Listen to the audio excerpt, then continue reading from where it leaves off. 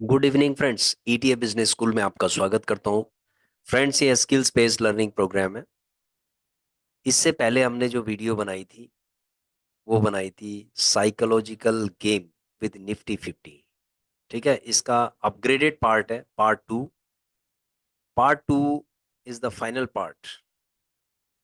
इस पार्ट में निफ्टी 20 के अलावा 3 ऐसे ईटीएफ हैं जिनको निफ्टी 20 के साथ कंबाइन करके, यानी परम्यूटेशन एंड कॉम्बिनेशन करके हम फॉरएवर प्रॉफिट्स जनरेट कर सकते हैं।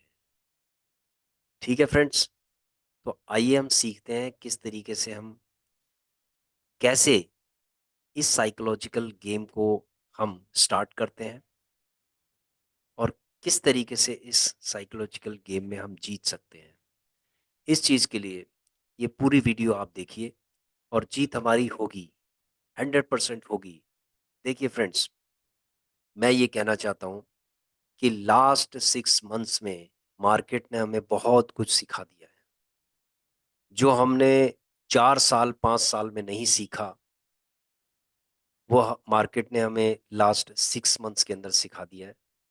और हमेशा हमें सीखना चाहिए और हम सीखते रहेंगे।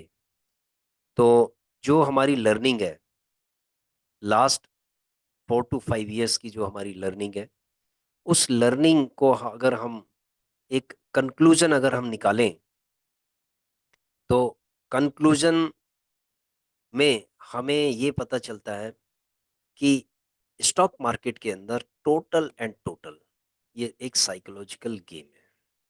और हमें वो साइकोलॉजिकल गेम खेलना है जिसमें हमारी जीत निश्चित है। ठीक है, यहाँ पर हमारी जीत निश्चित है। यहाँ पर मैं आपको बताऊंगा कि अगर आप 20s में हैं, आप 30s में हैं, आप 40s में हैं, आप 50s में हैं, आप 60s में हैं, आप 70s में हैं, ठीक है, आप किसी भी एज ग्रुप के हैं, ये वीडियो सभी एज ग्रुप के लिए है। यहाँ पर जो हमारी मिस्टेक्स हैं उसको भी हाईलाइट किया जाएगा। हमें कौन कौन सी ऐसी गलतियां हैं जो हमने की हैं, हमें नहीं करनी चाहिए थी, आगे से हम वो गलतियां नहीं करेंगे। और किस तरीके से हम एक फर्म स्टेप्स आगे रखेंगे। ठीक है फ्रेंड्स, वीडियो आगे फर्दर में स्टार्ट करने से पहले सबसे पहले मैं आप सभी लोगों को होली की शुभकामनाएं देना चाहता हूं कि आप लोग सभी लोग आप स्वस्थ रहें और भाईचारे के साथ रहें। ठीक है, कोई भी अगर आपका कन्फ्लिक्ट है, किसी के भी साथ कन्फ्लिक्ट है या कोई भी मिसअंडरस्टैंडिंग है, हम जो फेस्टिवल में हम अपनी मिसअंडरस्टैंडिंग को दूर करें और हमेशा प्रेम के साथ रहें, स्वस्थ रहें। ठीक है फ्रेंड्स, देखो, पैसा जिंदगी में हम कमाते रहेंगे, कोई दिक्कत नहीं है।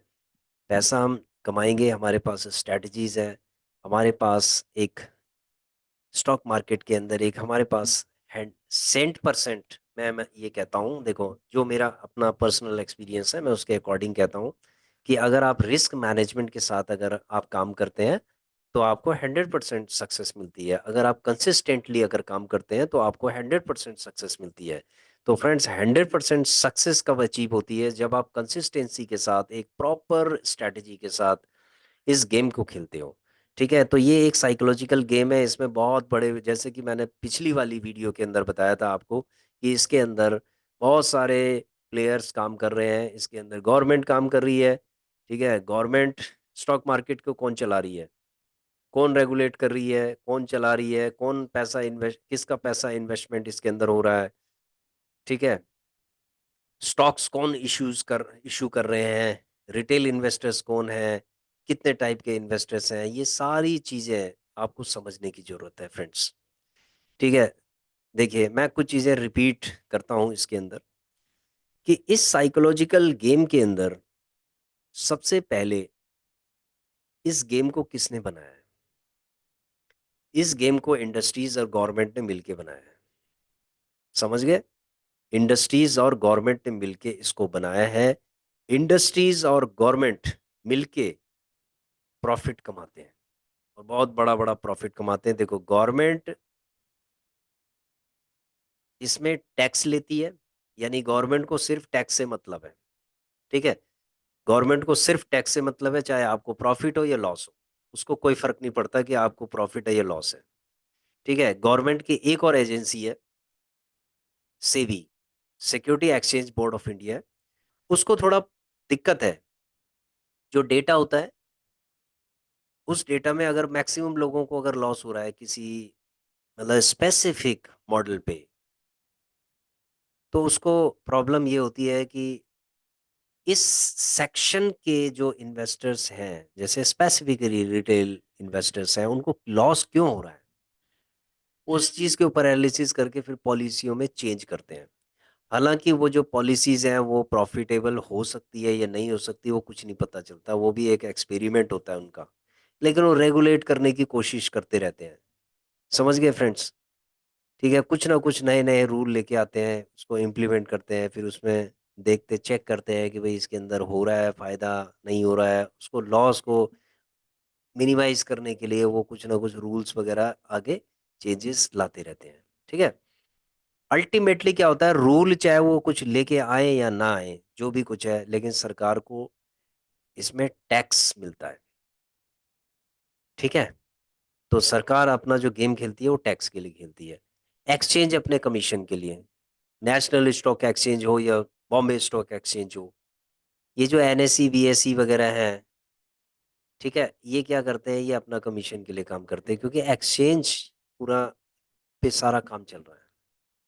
ठीक है, ब्रोकर अपने कमीशन के लिए काम करते हैं, उनको कमीशन से मतलब है, वो बड़ी बड़ी अच्छी अच्छी अपॉर्चुनिटीज आपके सामने लाते हैं कि एम एमटीएफ आप कर लीजिए, प्लेज कर लीजिए। ठीक है, आप इन स्टॉक्स में, वो भी अपना रिकमेंडेशन दे दे के, ठीक है, रिटेल इन्वेस्टर्स हो या किसी भी टाइप के इन्वेस्टर्स हो, उनको सजेशन दे के, रिकमेंडेशन दे के, वो अपना ब्रोकरेज को चमकाने की कोशिश करते हैं। समझ गए फ्रेंड्स? तो उनको अपने ब्रोकरेज फीस पे या अपना जो भी कमीशन होता है उनका, उस पर उनका फोकस होता है। ठीक है, आपको चाहे प्रॉफिट हो चाहे लॉस हो। समझ गए फ्रेंड्स?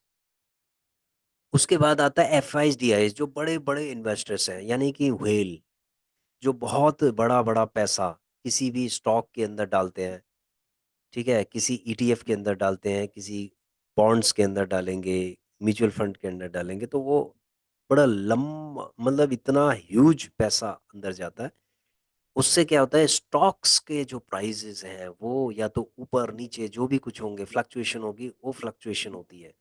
जब वो पैसा निकालते हैं तो उसके बाद वो स्टॉक प्राइसेस बिल्कुल नीचे घुस जाता है। तो इसका मतलब है कि जो एफ आई डी आईज है वो भी अपने प्रॉफिट के लिए काम करते हैं। मान लीजिए उन्होंने क्या किया है, किसी भी एफ ने सपोज किसी स्पेसिफिक स्टॉक के अंदर इन्वेस्टमेंट किया, तो वो स्टॉक सपोज मान लीजिए 100 रुपए का था और वो 200 रुपए का हो गया 1 साल बाद। ठीक है, 200 रुपए का हो गया, 100 रुपए का था, 200 रुपए का हो गया 1 साल के बाद। तो अब क्या होगा, उसने जो 100 करोड़ रुपए जो इन्वेस्टमेंट किया हुआ है, 100 रुपए का स्टॉक जो लिया था उसने, अब वो उसका 100 करोड़ का 200 करोड़ हो गया। अब भाई वो 200 करोड़ जब हो गए तो वो निकालेगा क्यों नहीं अपना प्रॉफिट? समझ गए? वो किस लिए वो इस बाजार के अंदर आया है? भाई, अपना पैसा गंवाने के लिए थोड़ा ना आया है वो। तो वो क्या करता है कि 100 करोड़ रुपए से उसका जो 200 करोड़ हो गया, जो अपना 100 करोड़ है, वो तो अपना 100 करोड़ निकाल लेगा ना अगले साल। तो अगले साल क्या होगा, मार्केट नीचे की तरफ की, वो जो स्टॉक है, स्पेसिफिक स्टॉक है, वो नीचे गिरेगा। स्पेशली मतलब वही स्टॉक, स्टॉक का गिरना तो तय है। अब हो सकता है कि बहुत सारे एफ आई डी आई जो है ना, अलग अलग सेक्टर्स के अंदर इन्वेस्टमेंट करते हैं, तो वो पूरा सेक्टर गिरना स्टार्ट हो जाता है। ठीक है, क्योंकि वो स्पेसिफिक किसी एक सेक्टर के अंदर इन्वेस्टमेंट नहीं करते, वो मल्टीपल सेक्टर्स के अंदर करते हैं। जब मल्टीपल जगह से जब पैसा बाहर निकलना स्टार्ट हो जाता है स्टॉक मार्केट से, तो उसके बाद जाके ये समझ लो कि तहलका मच जाता है। ठीक है, तो अभी हो क्या रहा है, अभी सिचुएशन वही है कि जो 3 साल पहले, 2 साल पहले उन्होंने जो इन्वेस्टमेंट किया था, तो उनका जो पैसा है ना वो 3 गुना हो गया लगभग। समझ गए? जो डबल हो गया, 3 साल में उनका पैसा डबल हो गया लगभग। तो अब वो क्या कर रहे हैं, अपना पैसा तो निकालेंगे। अब जब वो अपना पैसा निकाल रहे हैं प्रॉफिट का, तो आप लोगों को क्यों प्रॉब्लम हो रही है रिटेल इन्वेस्टर्स को? क्योंकि उसने बढ़े हुए प्राइस में आपने लिया था। ठीक है, मतलब हम रिटेल इन्वेस्टर्स ने बेवकूफी की थी कि जब वो मार्केट ऊपर की तरफ थी, पीक में थी, तो हम लोगों ने क्या किया कि और ऊपर जाएगी और ऊपर जाएगी। मार्केट को हमने इस तरीके से प्रेडिक्ट कर लिया था कि मार्केट, ये समझ लो कि 100% और आगे ऊपर की तरफ चली जाएगी। तो हम, हमारा जो सेंटिमेंट है, जो हमारा इमोशंस है ना, ठीक है, कई चीज़ों को लेके पॉजिटिव हो जाता है, और उसके बाद हम अपना पैसा इंजेक्ट करना स्टार्ट कर देते हैं मार्केट के अंदर। जो भी हमारे पास होता है वो सब हम लगाना स्टार्ट कर देते हैं। और उसके बाद क्या होता है, जब मार्केट जब रिवर्स मारती है तो वो सारा पैसा हमारा माइनस हो जाता है। ठीक है, हमारा पोर्टफोलियो माइनस हो जाता है। तो फ्रेंड्स, यहाँ पर ये जो साइकोलॉजिकल गेम है, इसको समझने की ज़रूरत है। अब ये जो साइकोलॉजिकल गेम है, आपको पता चल गया होगा कि प्लेयर्स कौन-कौन से प्लेयर्स हैं, ये जो गेम खेल रहे हैं। अब इनके सामने हमारी क्या वैल्यू है, मतलब कितनी हमारी, अगर मैं ब्लंट भाषा में बात करूँ तो हमारी औकात क्या है इन लोगों के सामने? शायद कुछ भी नहीं। लेकिन एक चीज़ मैं आपको बताऊँ, एक रिटेल इन्वेस्टर्स करोड़पति बन सकता है। ठीक है, अगर एक स्पेसिफिक माइंडसेट के साथ काम करेगा, अगर एक प्रॉपर साइकोलॉजी के साथ काम करेगा, इस साइकोलॉजिकल गेम को समझने की ज़रूरत है। अगर आपने इसको, इस गेम को समझ लिया ना, तो आप फाइनेंशियल फ्रीडम पालोगे। देखो, हम ये चाहते हैं कि लगभग 70 साल में, यानी 70 साल, 60 साल से ऊपर लोगों को फाइनेंशियल फ्रीडम हो जाना चाहिए। 60 साल से ऊपर। देखो, रिटायरमेंट का मतलब क्या होता है? देखो, रिटायरमेंट का मतलब ना, लोग गलत चीज़ों में, मतलब गलत डायरेक्शंस में ले जाते हैं इसको। एक्चुअली क्या होता है कि गवर्नमेंट ने रिटायरमेंट की एज इसलिए घोषित कर रखी है, और उसके बाद जो पेंशन थी, गवर्नमेंट ने ये सोचा कि आप लोग 60 साल के हो चुके हो, अब आपने बहुत लंबी नौकरी कर ली है अपने जीवन की, 30 साल, 35 साल, 40 साल। अब यार, एक चीज़ बताओ, आप अब कितनी नौकरी करोगे? अब कम से कम एन्जॉय तो कर लो भाई। ठीक है, पेंशन है आपकी, घूमो फिरो, ऐश करो। ठीक है, अपनी पेंशन, जो पेंशन गवर्नमेंट ने दे रखी है, उस पेंशन को इस्तेमाल करके आप आराम से घूमो फिरो, ऐश करो। 35 साल तो आपने इतनी मेहनत की है। ठीक है, आप अपने, आपने अपना जीवन लगा दिया, 35 साल, 40 साल। अब कम से कम आप अपने फाइनेंशियल फ्रीडम हो जाओ। तो गवर्नमेंट ने वही आपको एक फाइनेंशियल फ्रीडम दे दी है कि भाई, एक pension is a financial freedom, it's not a retirement. समझ गए? ठीक है, लेकिन हम क्या करते हैं, अलग एंगल में उसको ले जाते हैं कि रिटायर हो गए, आप कुछ नहीं कर सकते। ऐसा नहीं है। रिटायरमेंट के बाद भी आप बहुत कुछ कर सकते हो। फाइनेंशियल फ्रीडम अगर आपकी हो गई है, तो आप क्या कर सकते हो कि पैसिव इनकम और भी आप जनरेट कर सकते हो। देखो, पैसा एक ऐसी चीज़ है जो बहुत ही ज़रूरी चीज़ है, और बिना पैसे के हमारी लाइफ नहीं चल सकती। आप चाहे कितना भी कुछ कर लो, कह लो कि पैसा, the money is the source of evil. ठीक है, ये इविल फोर्स है, ये फलानी चीज़ है। लेकिन फ्रेंड्स, मैं ये कहना चाहता हूँ कि मनी इज पावर। ठीक है, पैसे से सारी दुनिया चल रही है, इट्स ए रिसोर्स। ठीक है, हम सब कुछ नहीं कर सकते कि पैसा ही सब कुछ है, लेकिन पैसा बहुत कुछ है जो देश को चलाता है, पूरे वर्ल्ड को चलाता है, आपकी फैमिली को चलाता है, हमारी फैमिली को चलाता है। तो ये सारी चीज़ें क्या है कि पैसे एक सर्कुलेशंस है। ठीक है, और हमें इस जो सर्कुलेशन वाली चीज़ है ना, इसको हमें एक्वायर करना है। ठीक है, अपने साइकोलॉजिकल गेम के थ्रू एक्वायर करना है। और पैसिव इनकम हम कहाँ पर जनरेट कर सकते हैं? स्टॉक मार्केट के अंदर कर सकते हैं। हम इस साइकोलॉजिकल गेम को खेल सकते हैं। ठीक है, अगर आपने इस गेम को समझ लिया तो आप जीत जाएंगे, नहीं तो क्या होगा कि आप इसके अंदर फंसे रहेंगे।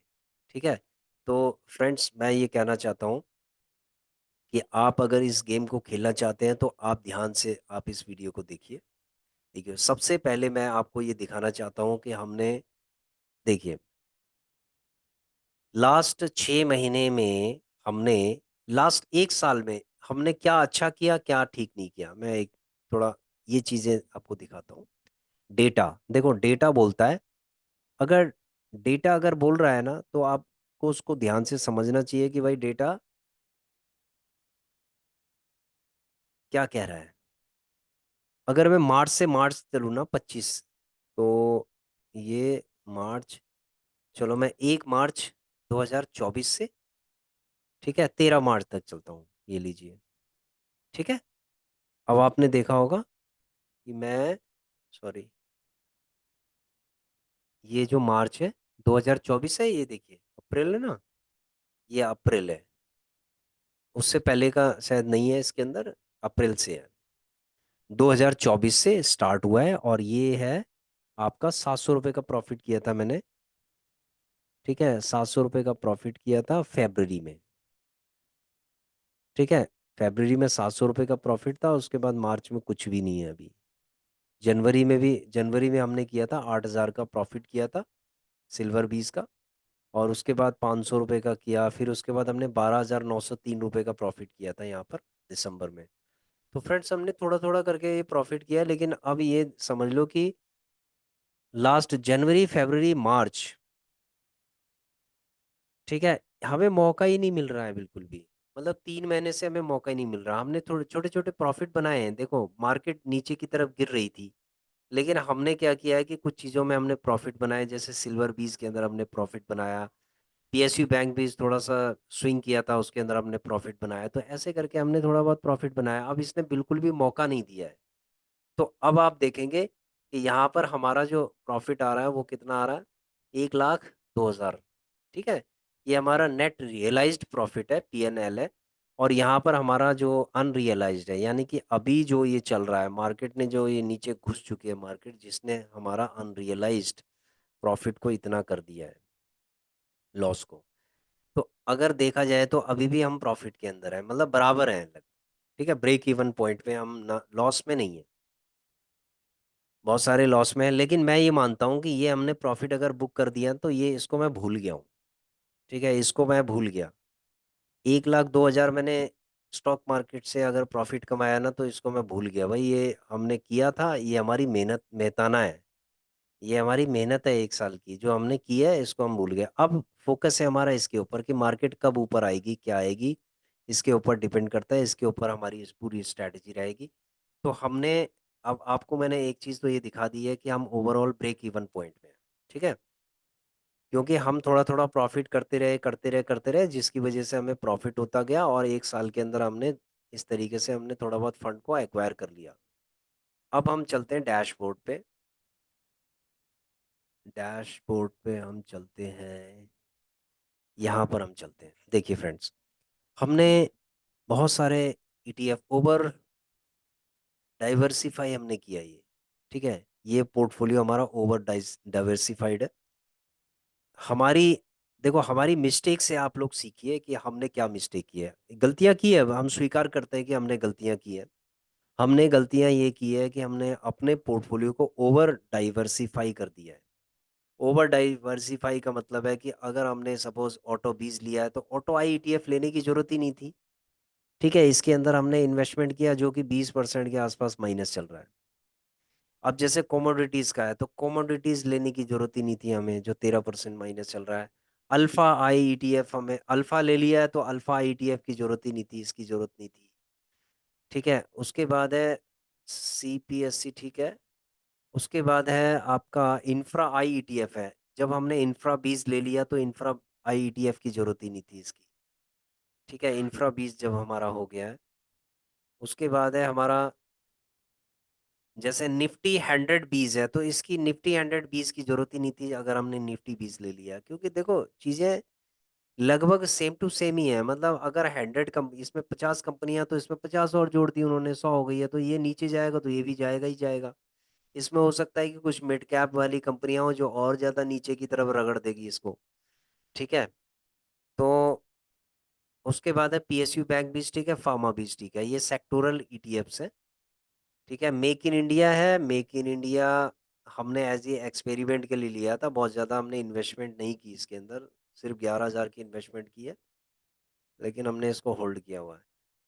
ठीक है, उसके बाद हो गया बीएफएसआई। बीएफएसआई ठीक है, कोई दिक्कत नहीं है, ये भी हमने छोटी इन्वेस्टमेंट की है। तो इस तरीके से हमने जो गलतियां की हैं वो ओवर डाइवर्सिफाई हमने कर दिया उसको। ठीक है, वो हमें ओवर डाइवर्सिफाई नहीं करना चाहिए था, पहली गलती। दूसरी गलती हमारी क्या है कि अगर ये जैसे क्वालिटी आई ईटीएफ है, ठीक है, चलो इस पे हमने गलती नहीं की है। इंफ्रा आई ईटीएफ है सपोज, ये अगर ये मान ली जाए कि 3% नीचे गिर रहा है, तो हमने क्या किया, पहले इस पे हमने पहले बहुत कम क्वांटिटी ली थी, 2,000 का लिया था। तो फिर ये नीचे नीचे गिर रहा है तो हम इसको उठाते जा रहे हैं, मतलब उठाते जा रहे हैं इसको। तो ये जो इस तरीके के जो ईटीएफ है, इसमें आपको उठाना नहीं है एकदम से, आपको वेट करना है 10% डाउन का।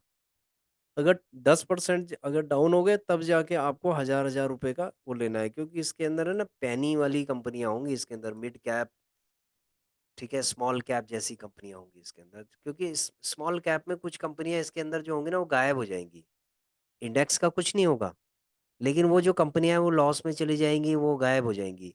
उसकी जगह पे फिर दूसरी कंपनियां उसके अंदर आएंगी, समझ गए, उसको बैलेंस करने के लिए दूसरी कंपनियां आएंगी। तो इस तरीके से ये तो खैर ईटीएफ में तो कोई वो नहीं है, दिक्कत नहीं है, इसको तो लॉन्ग टर्म के लिए होल्ड किया जा सकता है। तो यहाँ पर फ्रेंड्स अब मुझे क्या करना पड़ रहा है, ये जो दो गलतियां की है मैंने, ठीक है, इन गलती से हमें बहुत सबक मिलता है बड़ा। पहला सबक मिलता है कि हमें ओवर डाइवर्सिफाई नहीं करना है। दूसरी चीज़ है कि हमें फ्रिक्वेंटली बाय नहीं करना है। अब यहाँ पर हमें क्या करना पड़ेगा, कंक्लूजन ये है इन दोनों गलतियों का, कि इसको हमें होल्ड करना पड़ेगा। ठीक है, हम लोग रेगुलर इनकम बनाने वाले लोग हैं, स्विंग ट्रेडिंग करने वाले हैं, हमें रेगुलर इनकम चाहिए। अब हम रेगुलर इनकम यहाँ पर जनरेट नहीं कर पा रहे हैं, लास्ट 3 मंथ से आपने देखा होगा, लास्ट 3 मंथ से कोई भी इनकम जनरेट नहीं हो रही है, बिल्कुल सूखा पड़ा हुआ है हमारा जो पोर्टफोलियो, बिल्कुल माइनस है। हम लोग बिल्कुल डीमोटिवेट हो चुके हैं, ठीक है, इस मार्केट से। ठीक है, जनरली मैं आपको बता रहा हूँ, बहुत सारे लोग हैं जो डीमोटिवेट हो चुके हैं कि भाई एक मार्केट कब ऊपर आएगी, कब ऊपर आएगी, कब ऊपर आएगी। और इस तरीके से क्या है कि हम लोग आगे इसको इन्वेस्टमेंट भी नहीं कर रहे हैं हम आगे। यही हो रहा है, नहीं हो रहा, सभी लोगों के साथ यही हो रहा है कि हम लोग आगे फर्दर उसको इन्वेस्टमेंट नहीं कर रहे हैं, हमें पता ही नहीं चल रहा मार्केट और नीचे कितना जाएगी। भाई 10% और नीचे घुस गई तो पता चलेगा कि मेरा जो 91 है, 1 लाख माइनस है, इसको ये 2 लाख माइनस हो जाएगा। ठीक है, जब 2 लाख माइनस हो जाएगा तो उसके बाद फिर मैं क्या करूंगा, मुझे लगेगा कि कम से कम मुझे 1 साल 1.5 साल इसको रिकवर होने का इंतजार करना पड़ेगा, मुझे होल्ड करना पड़ेगा। अब मैं एक चीज और बताना चाहता हूँ फ्रेंड्स कि देखिए, अब मुझे होल्ड इसको करना ही करना है। ठीक है, इसको होल्ड करना ही करना है। ठीक है, पहली चीज। दूसरी चीज है कि ये जो फंड है, अगर मैं इसको 10 साल के लिए भी होल्ड करता हूँ ना, तो मेरी लाइफ पर कोई फर्क नहीं पड़ना चाहिए, समझ गए। ठीक है, अभी मैं ये समझ लो कि स्टॉक मार्केट ने मुझे फाइनेंशियल फ्रीडम नहीं दी है। फाइनेंशियल फ्रीडम स्टॉक मार्केट कब देता है, जब आप इससे बहुत बड़ा बड़ा फंड बनाना स्टार्ट कर देते हैं। मान लीजिए आपकी सैलरी 50,000 रुपये है महीने की, 60,000 रुपये है, 70,000 रुपये है। यदि स्टॉक मार्केट, ठीक है, ये स्टॉक मार्केट यदि 80% आपकी जो सैलरी है उसका 80%, 80% अगर आपको कमा के दे रही है ना, तो आप ये समझ लो फाइनेंशियल फ्रीडम की तरफ आप जा सकते हैं, क्योंकि आप 80% आप यहाँ से कमा रहे हैं, मानी 40-50 हज़ार रुपये अगर आप स्टॉक मार्केट से कमा रहे हैं, पैसिव इनकम से कमा रहे हैं, तो एक्टिव इनकम के लिए भी आपको कोशिश करनी है। हो सकता है कि आप डॉक्टर हैं, इंजीनियर हैं, या फिर कोई डेटा एनालिस्ट हैं, आप कोई ना कोई जॉब कर रहे हैं, प्रोजेक्ट मैनेजर हैं, आप चाहे रिटायर्ड भी हैं तो भी आप कुछ ना कुछ, ठीक है, पैसिव इनकम के लिए कुछ ना कुछ कर सकते हैं, एक्टिव इनकम के लिए कुछ ना कुछ कर सकते हैं। मतलब इतना आपको इतना काम करना है कि भाई जैसे 1 घंटे 2 घंटे जो फ्रीलांसिंग वर्क होते हैं ना, उस तरीके का काम आप लोग कर सकते हैं। अगर आपकी एज मान लीजिए 60 साल से ऊपर है, अगर 60 साल से नीचे है तो ठीक है, आप जॉब कर रहे हैं, अच्छी बात है, आप करिए। ठीक है, और अगर आपको फाइनेंशियल फ्रीडम की तरफ जाना है तो आपको कम से कम 50 60 70 हज़ार रुपए आपको महीने की इनकम जनरेट होनी चाहिए। अगर इतनी इनकम जनरेट नहीं हो रही है तो आप फाइनेंशियल फ्रीडम में नहीं हो। आपको इसके ऊपर पूरा समय नहीं लगाना चाहिए। ठीक है, आपको समय बर्बाद नहीं करना चाहिए इसके अंदर। आपने सीखा, आपने उसको इम्प्लीमेंट किया तो पैसिव है ना ये। आप 24 घंटे थोड़े ना मार्केट के अंदर लगे रहोगे। भाई आपने स्ट्रैटेजी को सीखा, उसके बाद आपने अपने फंड को लगाया, जीटीटी ऑर्डर लगाए, उस स्ट्रैटेजी के साथ आपने काम किया, तो उसके बाद क्या है, उसको शांत रहिए। ठीक है, क्योंकि मैंने देखा है बहुत लोगों को, वो लोग क्या करते हैं, वो लोग 9:30 बजे से लेकर और 3:30 बजे तक पूरे मार्केट को ही देखते रहते हैं कि कहाँ जा रहा है, क्या कर रहा है, क्या। फिर जब मार्केट नीचे की तरफ गिरता है तो परेशान हो जाते हैं। ठीक है, मार्केट जब ऊपर की तरफ आता है तो थोड़ा मोटिवेट हो जाते हैं। तो फ्रेंड्स ऐसा है, मार्केट चाहे नीचे जाए चाहे ऊपर जाए, आपके इमोशंस इमोशंस जो है स्टेबल होने चाहिए। ठीक है, तो ये जो चीज़ मैं आपको इसलिए बता रहा हूँ चीज़ों को स्टार्ट करने से पहले, क्योंकि अपनी गलतियाँ समझना बहुत ज़रूरी है। अगर आपने भी गलतियाँ की हैं तो उस गलती को सुधार करना चाहिए। मैं भी अपनी गलतियों को सुधार कर रहा हूँ और आप लोगों के सामने प्रेज़ेंट कर रहा हूँ। ठीक है फ्रेंड्स? ये वीडियो थोड़ी लंबी हो जाएगी, माफ़ कीजिएगा। लेकिन मैं जो चीज़ें बताता हूँ बिल्कुल क्लैरिटी के साथ बताता हूँ, और टू बी वेरी ट्रांसपेरेंट, मैं कोई भी चीज़ छुपाता नहीं हूँ कि कोई चीज़ ये छुपाने वाली। देखो, किसी टाइम में हम ₹1000 का भी इन्वेस्टमेंट किया करते थे, ₹500 का इन्वेस्टमेंट किया करते थे। आज हमारा पोर्टफोलियो मान लीजिए कि 10-12 लाख के आसपास है पोर्टफोलियो। हो सकता है आगे जाके 20 लाख का हो। हमारा जो टारगेट है ये कम से कम 1 सीआर का हमें पोर्टफोलियो बनाना है फ्रेंड्स। ये हमारा गोल है। ठीक है? मैंने आपको अपना गोल बता दिया है कि हमारा गोल है 1 सीआर। पहला 1 सीआर का पोर्टफोलियो अगर हमारा हो गया तो आप ये समझ लो कि पहली माइलस्टोन हमारा हो गया। फिर उसके बाद देखते हैं कि वो कितना बनता है। 1 सीआर से 2 सीआर बनेगा, 3 सीआर, 5 सीआर जो भी बनेगा, चलो एक्स वाई जेड। लेकिन हमारा पहला जो गोल है वो है 1 सीआर। ठीक है? तो मार्केट अभी हमें रुला रही है और मार्केट अभी बिल्कुल स्टेबल सी हो गई है, जैसे कंसोलिडेशन फेज में आ गई है। 10% गिरने के बाद ना ये कंसोलिडेशन फेज में आ गई है। तो आपने देखा होगा कि 10%, ये 20% नीचे गिर चुकी है मार्केट, 20-25% नीचे गिर चुकी है, और उसके बाद ये कंसोलिडेशन फेज में चल रही है। हो सकता है कि 10% ये और नीचे गिर जाए। यानी कि ऐसा भी हो सकता है कि मेरा जो पोर्टफोलियो है ये 11 पॉइंट समथिंग परसेंटेज है ना, ये आपको 20% माइनस नजर आए। ऐसा भी हो सकता है भाई, ऐसा हो सकता है। क्योंकि जो ग्लोबल सिचुएशंस है ना उसके अकॉर्डिंग ये हो सकता है, क्योंकि बहुत सारी चीज़ें ना कंट्रोल के अंदर नहीं है। ठीक है, लेकिन हम अपनी स्ट्रैटेजी पे कायम रहेंगे। हम, चाहे ये माइनस हो जाए चाहे ये प्लस हो जाए, जो भी हो जाए, लेकिन हमारी जो स्ट्रैटेजी है उस पर हम कायम रहेंगे। तो स्ट्रैटेजी अभी मेरी क्या है देखिए, अभी हम इसके ऊपर कोई भी छेड़छाड़ नहीं करेंगे। यानी कि ये जो जितने भी ईटीएफ्स है ना, ठीक है, इनको हम होल्ड करके रखेंगे लॉन्ग टर्म के लिए, चाहे मुझे इसको 10 साल तक होल्ड करना पड़े, लेकिन मैं इसको होल्ड करूंगा। ठीक है, इनको मैं कोई भी माइनस में नहीं निकालूंगा। ठीक है, ये चीज़ क्लियर हो गई। और आप भी क्या है कि यदि आप इन्वेस्टमेंट कर रहे हैं, आपको लग रहा है कि देखो, पीएसयू बैंक भी इससे बहुत लोग परेशान होंगे। आई होप कि बहुत लोगों का, मेरा तो 16% माइनस है, बहुत लोगों का हो सकता है कि 27% भी हो सकता है, 28%, बहुत सारे निकल भी गए होंगे इसमें से। तो फ्रेंड्स मैं ये बताना चाहता हूँ कि पीएसयू बैंक 20, ठीक है, ये कम बैक कर सकता है भविष्य में। और आप कभी भी ईटीएफ में अगर काम कर रहे हो ना तो कभी भी लॉस में मत निकलो फ्रेंड्स। ठीक है, आप इसको होल्ड कर लो, 3 साल तक होल्ड कर लो, 5 साल तक होल्ड कर लो। देखो, चीजें जब महंगाई होगी ना तो चीजें बढ़ती हैं, और ईटीएफ जैसा जो इंडेक्स है ना, ये कभी भी मार नहीं खाता लॉन्ग टर्म में। मैं लॉन्ग टर्म की बात, कुछ कंपनियां बंद हो जाएंगी, उसके अंदर फिर दूसरी कंपनियां आ जाएंगी, फिर कुछ बंद हो जाएंगी, कुछ रिशफलिंग चलती रहेगी कंपनियों की, लेकिन जो इंडेक्स है ना वो चलता रहता है। उसके चांसेस चलने के ज्यादा होते हैं एक स्टॉक से ज्यादा। ठीक है। तो अभी सिचुएशंस अभी हमारे कंट्रोल में बिल्कुल नहीं है, इसीलिए हमें रिस्क मैनेजमेंट के प्रिंसिपल्स को फॉलो करना है, और हमें एक बहुत ही बेहतरीन स्टडी स्ट्रेटजी के साथ काम करना है। तो हमारी जो 6 महीने की जो जो एक्सपीरियंस है जो हमारा मार्केट के साथ, अगर हम रेगुलर इन्वेस्टमेंट करना चाहते हैं, रेगुलर इनकम जनरेट करना चाहते हैं, तो आप एक उसका अपग्रेडेड वर्जन है, जो हमने इससे पहले वीडियो बनाई थी उससे अपग्रेडेड वर्जन है। एनजीएसएल इन्वेस्टिंग रूल है फ्रेंड्स, ये रूल हमने इसको रिसर्च किया इसके ऊपर। ठीक है। एनजीएसएल रूल का मतलब होता है कि निफ्टी, गोल्ड, सिल्वर और एलटी गिल्ड इन्वेस्टिंग रूल है। इस रूल के अंदर क्या होता है कि लगभग हमें बराबर इन्वेस्टमेंट करना पड़ता है सभी चीजों में बराबर, अगर वो नीचे गिरेगा तो। ठीक है।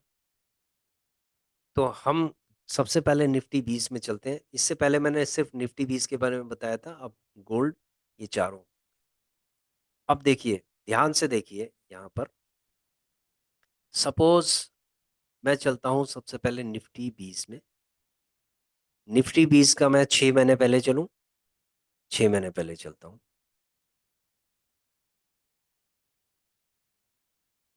6 मंथ्स बैक अगर मैं चलूं तो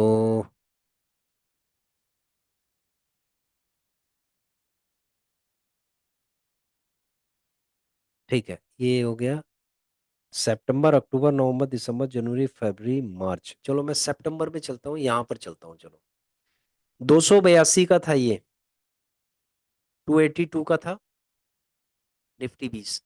यहाँ पर रेट नोट कर लेते हैं। और अब कितना है?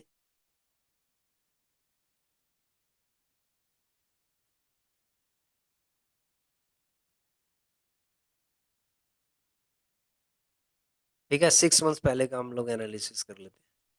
यहाँ पर लिखते हैं निफ्टी 20। देख, आपके सामने है, सारी चीजें आपके सामने चल रही हैं। निफ्टी 20 है, 6 मंथ्स पहले 282 रुपए का था, और अभी कितने का चल रहा है? 250। 250 मान लेते हैं इसको। तो इसका मतलब कितना माइनस हो गया?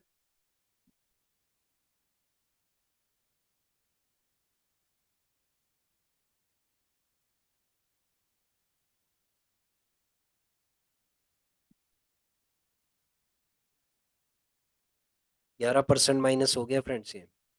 ठीक है। उसके बाद गोल्ड में चलते हैं। गोल्ड 20,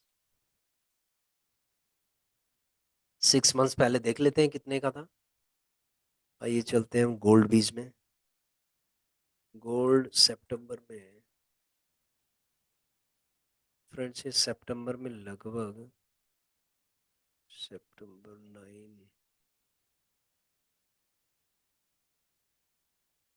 लगभग 50-51 रुपए के आसपास था। ये 72 पे चल रहा है, 72-80 पे चल रहा है।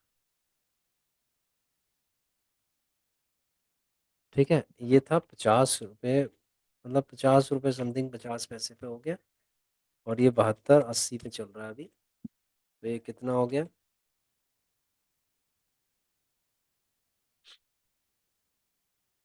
ये हमने उल्टा लगा दिया फॉर्मूला।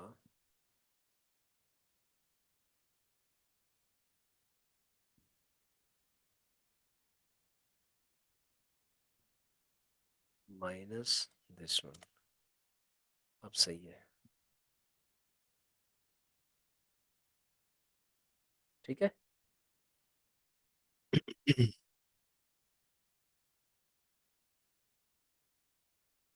सितंबर की बात कर रहा हूँ मैं। स- ठीक है, ये सितंबर 2024 की बात कर रहा हूँ मैं। और ये आपका मार्च 2025। की बात हो रही है, देखो ये डेटा जो बनाया जा रहा है ना, ये सारा चार्ट से बना रहे हैं। हम अपने आप कोई भी डेटा नहीं बना रहे हैं। ठीक है, आपके सामने एनालिसिस कर रहे हैं, डेटा बोलता है। गोल्ड बीस का हो गया, अब उसके बाद सिल्वर बीस पे चलते हैं। सिल्वर बीस पे सितंबर,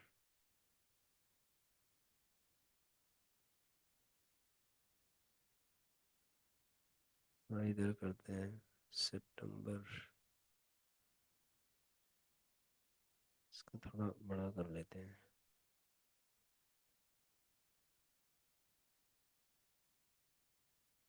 सितंबर, ये सितंबर है, तो ये हो गया आपका 81 रुपए का था।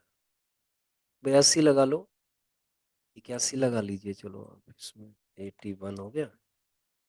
और अभी इसका जो प्राइस है वो है 92 रुपये 26 पैसे। ठीक है, 92, सॉरी, 95 रुपये 25 पैसे। ठीक है, तो ये हो गया आपका 14 रुपये बढ़ गया 17%। ये हो गया आपका सिल्वर बीज।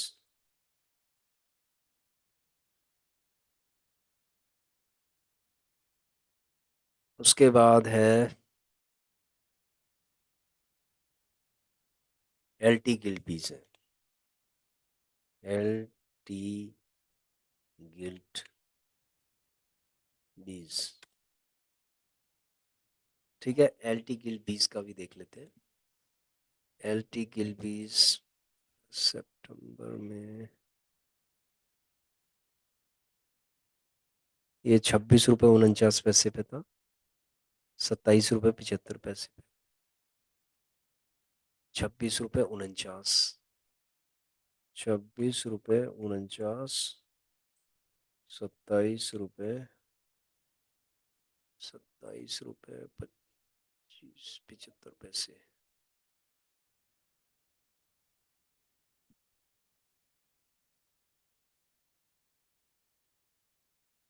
4% के आसपास हो गया। तो अब इसको थोड़ा सा एनालिसिस कर लेते हैं। अब देखो, डेटा मैं आपके सामने लेके आ गया हूँ। ठीक है, अब आपको एनालिसिस खुद करना है इसको। अब आप मुझे बताइए कि एनालिसिस आप कर सकते हो क्या इसके ऊपर। 6 महीने पहले का डेटा है, ये आ गया आपका, आपके सामने 6 महीने से अभी तक का।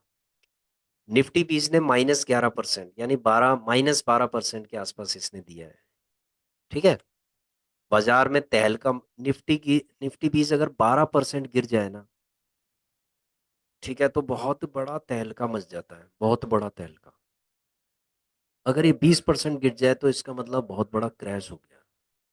आप ये समझ लो, 20-25% गिर गया तो निफ्टी बीस गिर गया, तो मतलब बड़ी हाहाकार मच गया। समझ रहे हो। गोल्ड बीस आप देखोगे 44%, जब ये गिरा है तो 44% का रिटर्न दिया है। ये बहुत लोगों को पता ही नहीं होगा कि गोल्ड बीस ने 44% का रिटर्न दे दिया लास्ट 6 मंथ्स के अंदर। भाई डेटा आपके सामने है, देखिए ना। ठीक है, इसको थोड़ा कंफर्म और भी कर लेते हैं। ठीक है, 44% का डेटा, इसको थोड़ा सा और मैं थोड़ा कंफर्म करना चाहता हूँ, क्योंकि ये 44% का अगर ये दिखा रहा है तो हो सकता है कि हमसे कोई गलती ना हुई हो। हम उसके लिए कंफर्मेशन भी कर सकते हैं। मैं दोबारा से जाता हूँ गोल्ड बीज के अंदर। ठीक है, गोल्ड बीज के अंदर अगर मैं दोबारा गया तो ये 60 60 है ये। 50 की जगह पे हम इसको 60 कर देते हैं। 21% हो गया। सिल्वर बीज का भी हम देख लेते हैं। सिल्वर बीज का शायद हमने ठीक किया है। सिल्वर बीज का ठीक है। तो यहाँ पर जो परसेंटेज ऑफ रिटर्न है वो 21% का रिटर्न है। ठीक है, इसका 17% का रिटर्न है, इसका 4% का रिटर्न है। तो आपने देखा होगा, अगर मान लीजिए हम 1-1 लाख रुपए लगा देते हैं सब पे।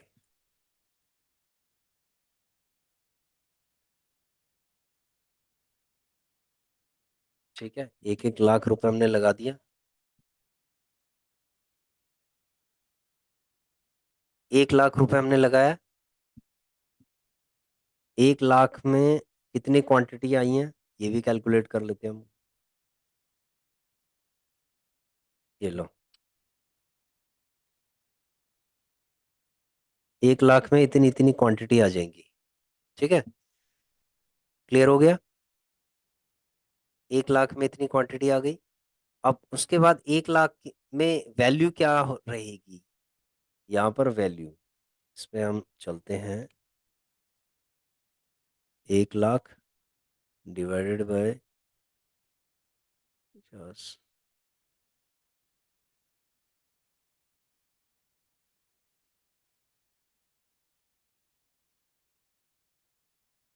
ओहो, 1 लाख डिवाइडेड बाय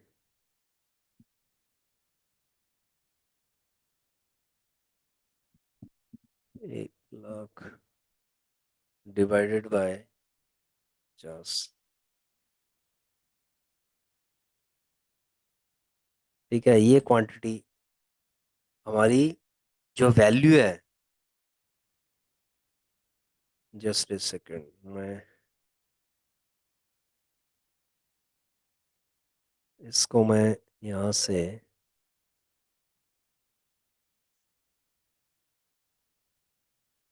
250, ओके, ठीक है। तो हमने 1 लाख में जब इन्वेस्टमेंट किया, तो 1 लाख में हमने इन्वेस्टमेंट किया तो इतनी क्वांटिटी हमें मिली है, ये क्वांटिटी है फ्रेंड्स। ठीक है, ये क्वांटिटी है। अब ये जो क्वांटिटी है इसकी जो वैल्यू है वो कितनी रह जाएगी, यानी कि अगर हम मल्टीप्लाई करते हैं इससे, तो इसका मतलब है कि इतनी क्वांटिटी रह जाएगी, ये हो गई। ठीक है, अगर हम इसको सम कर लेते हैं, ये लीजिए 4 लाख, यानी 4 लाख की हमने इन्वेस्टमेंट की। अब अगर हम टोटल इसको कर लेते हैं यहाँ पर 6 महीने बाद, तो कितना हो गया, 4,32,000। तो डिफरेंस कितना आया,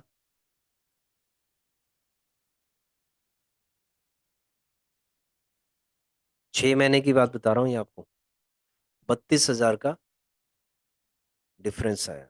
परसेंटेज के फॉर्म में अगर हम कैलकुलेट करते हैं तो 4 लाख की इन्वेस्टमेंट हमने की है, मल्टीप्लाई कर लेते हैं, 8% का रिटर्न है हमारा 6 महीने के अंदर, यानी कि इसको हम कर देते हैं ग्रीन।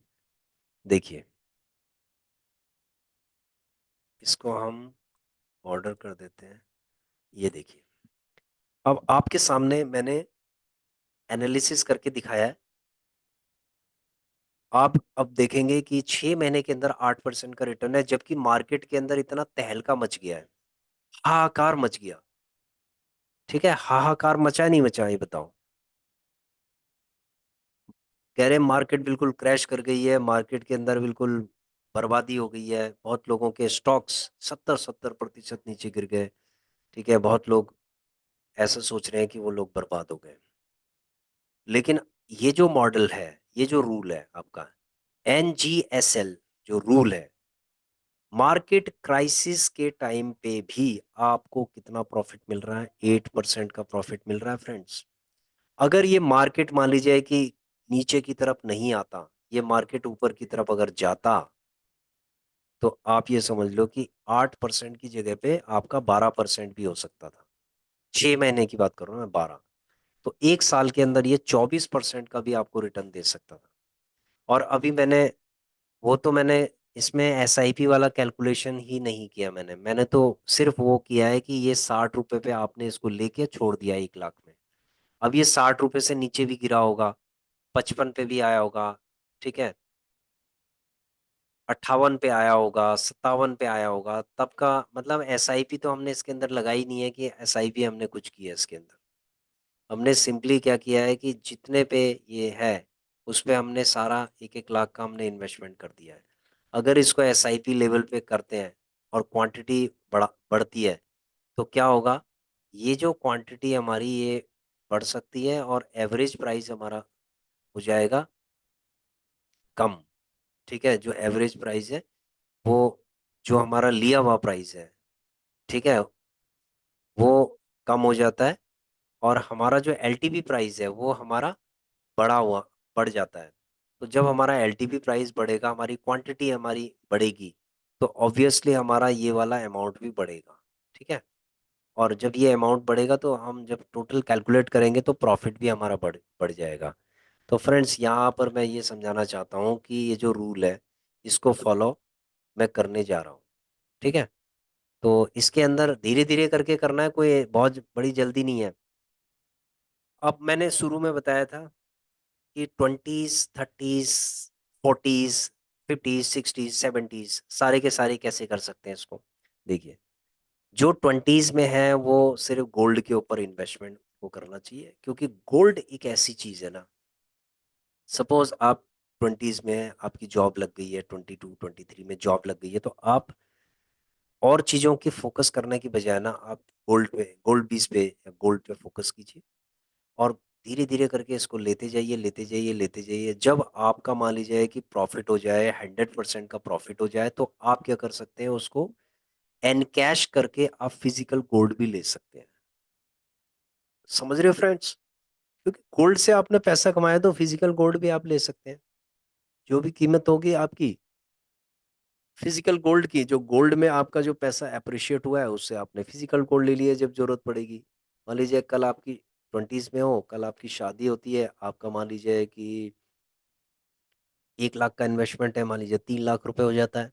ठीक है, तो आप क्या करोगे? 3 लाख का आप गोल्ड ले लीजिए, फिजिकल गोल्ड ले लीजिए। कोई दिक्कत नहीं है, क्योंकि गोल्ड तो शादी के टाइम तो लोग लेते ही हैं गोल्ड। ठीक है, तो आप की जो धीरे धीरे जो इन्वेस्टमेंट है गोल्ड के ऊपर, वो आपको एक तो हेल्प करेगी आगे भविष्य में। समझ गए फ्रेंड्स? ठीक है, जरूरी नहीं है कि आप निफ्टी 20 के ऊपर इन्वेस्टमेंट करो, सिल्वर 20 के ऊपर करो। कोई ऐसा कोई जरूरी नहीं है। आप लेकिन गोल्ड के ऊपर कर सकते हो, सिल्वर के ऊपर भी कर सकते हो। ठीक है। तो जो लोग 30s में हैं, वो लोग निफ्टी 20 और गोल्ड 20 के ऊपर इन्वेस्टिंग कर सकते हैं। ठीक है।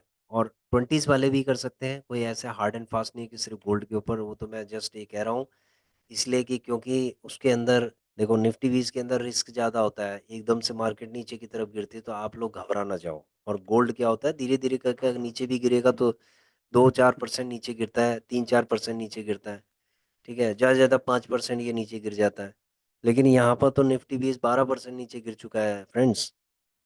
तो इसीलिए उन लोगों के लिए, जो शुरू शुरू के जो इन्वेस्टर्स हैं, उनके लिए गोल्ड अच्छा है। अब क्या है कि अगर आप थोड़ा सा, आप रिस्क एपेटाइट अगर आपका बढ़ रहा है, तो निफ्टी 20 के अंदर भी आप आ सकते हैं। तो निफ्टी 20 और गोल्ड, ये मैंने पहले भी वीडियोस बनाई थी निफ्टी 20 और गोल्ड के ऊपर, आप उसको भी देख सकते हैं। तो निफ्टी 20 और गोल्ड के ऊपर आप कॉम्बिनेशन में काम कर सकते हैं एनजी के ऊपर। ठीक है। उसके बाद है जो 40s के हैं, 30s के बाद जो 40s के हैं, वो ये समझ लो कि इन चारों के ऊपर काम कर सकते हैं 40s वाले। ठीक है, क्योंकि उनको 60s में उनको फाइनेंशियल इंडिपेंडेंट होना है। और ये एक रेगुलर इनकम का मॉडल है। आपने देखा होगा निफ्टी 20 अगर नीचे की तरफ घुस गया है, तो गोल्ड ऊपर की तरफ चमक गया। तो गोल्ड से आप जो है ना रेगुलर प्रॉफिट जमाते रहो। गोल्ड ऊपर जा रहा है, इससे प्रॉफिट बनाते रहो।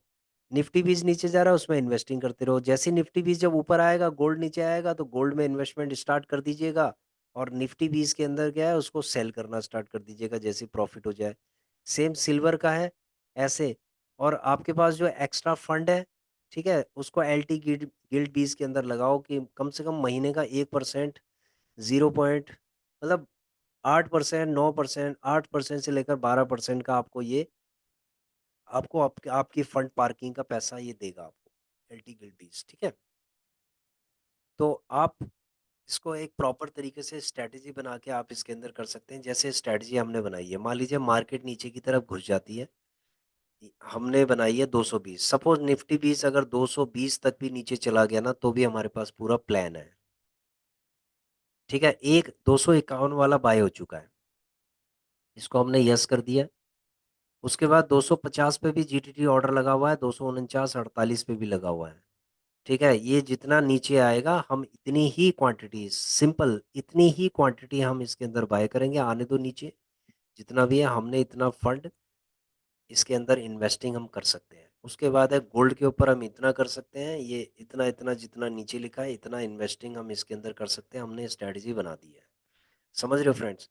तो इसको, इस रूल को हम कहते हैं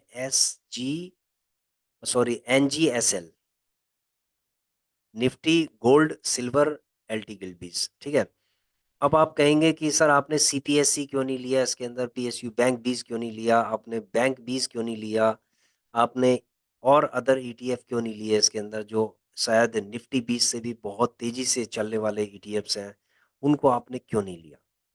तो मैं फ्रेंड्स ये बताना चाहता हूं कि निफ्टी 20 अपने आप में एक बहुत बड़ा स्टॉक मार्केट का इंडेक्स है। अगर ये इंडेक्स नीचे की तरफ गिर रहा है ना, तो आपके सारे इंडेक्स नीचे गिर जाएंगे, ऑलमोस्ट सारे इंडेक्स नीचे गिरेंगे, क्योंकि इसके अंदर बैंक भी है, इसके अंदर सारे हर तरीके का, इसके अंदर मल्टीपल सेक्टर्स के इसके अंदर स्टॉक्स हैं, कंपनीज हैं, टॉप क्लास की कंपनीज हैं।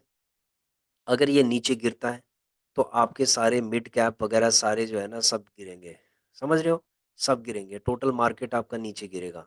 कभी कभी क्या होता है कि जब आप देखते हो ना कि बैंक 20 ऊपर की तरफ जाता है थोड़ा सा, निफ्टी 20 थोड़ा सा, तो हल्का फुल्का, मतलब रेसिप्रोकल हल्का फुल्का होता है, ज्यादा नहीं होता। ठीक है, हल्का फुल्का हो सकता है। तो निफ्टी 20 एक ऐसा इंडेक्स है स्टॉक मार्केट का जो टॉप क्लास का इंडेक्स है, और हमें इसी इंडेक्स को हमें फॉलो करना चाहिए।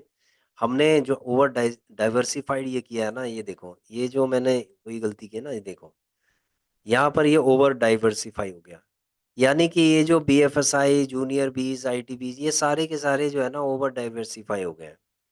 इसमें सिर्फ क्या है कि एक निफ्टी 20, ये जो चार है ना, ठीक है, ये जो चार हैं ये काफी थे, ये जो चार हमारे ईडीएफ हैं ये काफी थे, ये काफी हैं। अगर किसी के पास फंड है तो वो इनिशिएट कर सकता है सिर्फ इन चारों से, और रेगुलर एक इनकम जनरेट कर सकता है, मार्केट चाहे नीचे जाए कहीं भी जाए, उसका रेगुलर प्रॉफिट बनेगा ही बनेगा। भाई गोल्ड देगा उसको, सिल्वर देगा, ये दोनों उसको देंगे, ये भी देगा उसको। ठीक है, ये देगा, ये देगा, ये देगा, ये तीन चीजें तो दे रही है ना उसको, ये नहीं देगा कोई बात नहीं, इसको ये मॉडल चल रहा है अपना, नीचे नीचे जितना गिरेगा उठाते जाओ, उठाते जाओ, उठाते जाओ, उसके बाद ये ट्रेंड जब ये पकड़ेगा ना, हो सकता है कि ये थोड़ा सा नीचे गिर जाए, जब ये ऊपर उठेगा, रेसिप्रोकल है, हो सकता है ये थोड़ा नीचे गिर जाए, तो कोई बात नहीं, आपके पास मॉडल है, नीचे जितना गिरे उठाते जाओ, उठाते जाओ, उठाते जाओ। तो ऐसे करके आप स्विंग ट्रेडिंग आप इसमें कर सकते हो, रेगुलर इनकम जनरेट कर सकते हो। जो रेगुलर इनकम आपकी इस मॉडल से जनरेट होगी, उससे आप क्या कर सकते हो फ्रेंड्स, जैसे कि मैंने आपको बताया है, अगर आप इस मॉडल से इनकम जनरेट कर लेते हो, तो आप दूसरे मॉडल पे भी काम कर सकते हो। जैसे सपोज मान ली जाए कि इससे मैंने 20,000 रुपए की इनकम जनरेट कर दी है, ठीक है, या 50,000 रुपए मैंने जनरेट कर दी, 1 लाख रुपए मैंने जनरेट कर दी इनकम।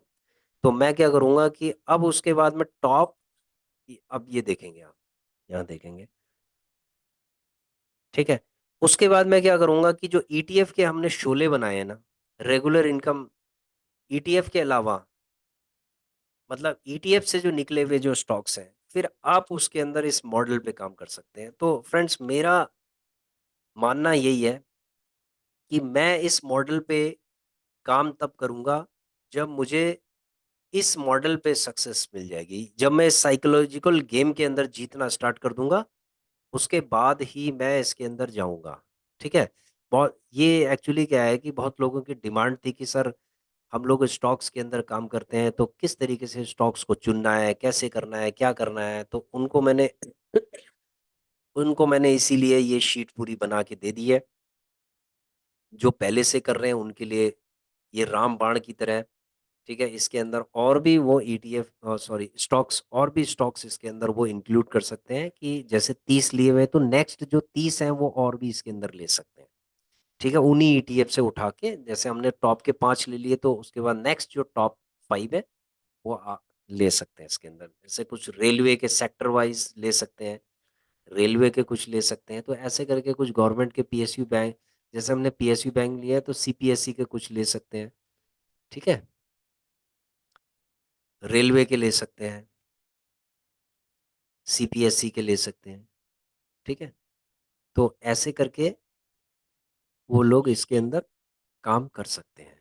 तो ये एक बेस है, इसका मतलब ये समझिए कि ये सब कुछ यही है फ्रेंड्स, ये नॉलेज है, ये बेस है, इसको देखो, ये शुरुआत है।